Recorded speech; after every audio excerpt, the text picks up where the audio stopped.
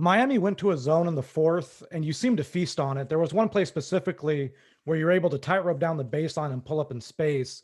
And I remember you getting great looks against Indiana's zone a few games ago. So when the opposition goes to that style of play, do you just feel like that plays into what you like to do and where you like to go with the ball? Yeah, because I'm a smart player, so I like pick my spots, see what's open, um, and just take my time. I think the beat zones just have to be patient and give what they take what they give you. Thanks. We'll go next to Andrew Grafe. Hey, congrats on the win. Obviously, when you look at the numbers of when you're down 3 starters of that caliber, just the points you guys are missing right now, the assists, the rebounds, it's obviously a little daunting about what you guys have to compensate for. But how do you feel like you guys have done in terms of just the fight, the shooting tonight, especially about how you've chipped away at kind of filling some of those gaps?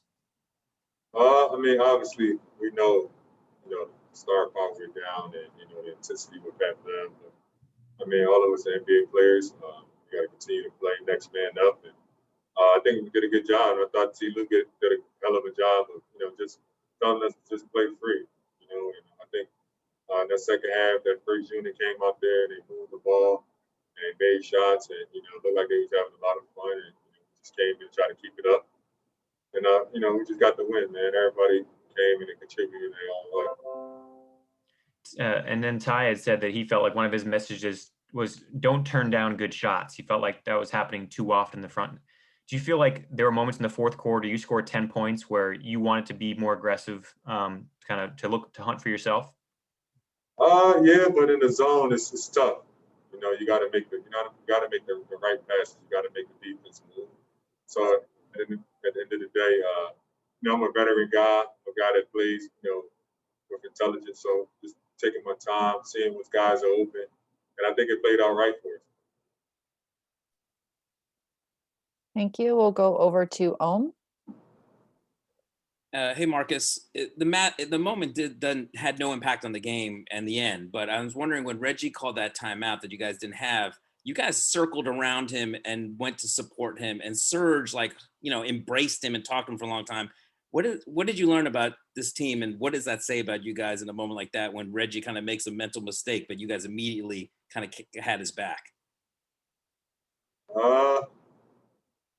Reggie's my guy, man. I've played on the team with Reggie. This is almost 6 years now, 4 years, something like that. And hey, man, we all make mistakes. We got to think next play and continue to play, man. This is a game where some things happen and it would have been the right call, but we just didn't have timeouts.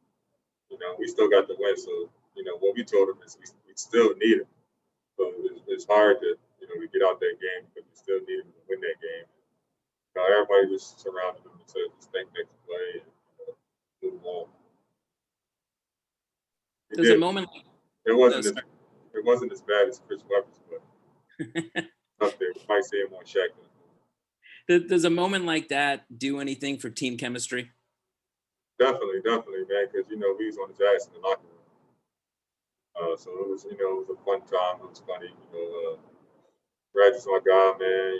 He's a vital part of this team, and we need him. And, we just want to stick with it. It's over now. We got the win, and on to Orlando tomorrow. Thank you. Thanks.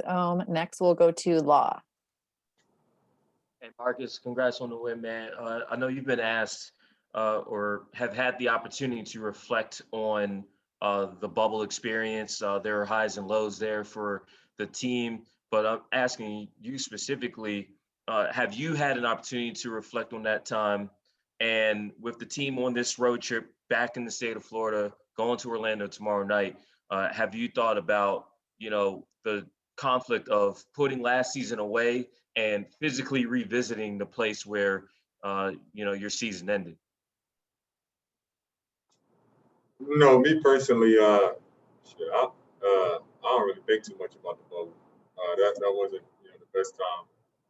Actually, I think we use it as fuel. We use it as motivation to continue to move forward. And we see how many people jumped off the ship last year. So I think it definitely helped us I don't think it's a comparison because there's nothing like that. Just playing games and going back and sitting in your room and things like that. It's nothing compared to that. So I don't think this team is really thinking about that at all. And me personally, I know I'm not, because I can at least go on my balcony and maybe we'll grab some coffee or something. Shit.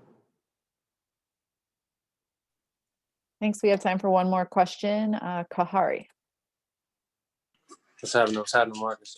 You guys just said like everybody, kind of jump off the ship, once you guys, took an L. What did that do for your motivation? And was it surprising you to see like, everybody was rooting for us now?